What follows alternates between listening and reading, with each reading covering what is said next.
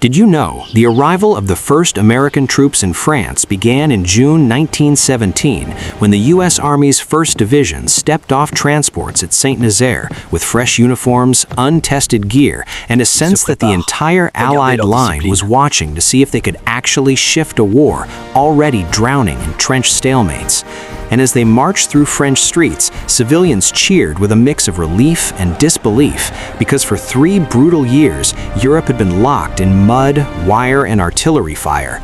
But these newcomers carried the promise of manpower and momentum.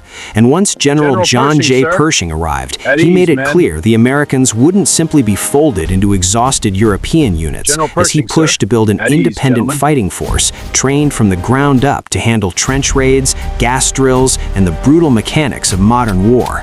And throughout late 1917, U.S. troops rotated to quieter sectors near the front to gain their first taste of German fire, learning fast as patrols crawled through no man's land and artillery thunder rattled every dugout. And by early 1918, their presence grew heavy enough to steady French morale, just as Germany launched a massive spring offensive, forcing American units into real combat, where they held lines under crushing pressure, proving they weren't just symbolic reinforcements, but a force capable of standing firm. And their early actions paved the way for larger battles later that year, as wave after wave of U.S. troops arrived, tipping the balance that would help end the war the following November.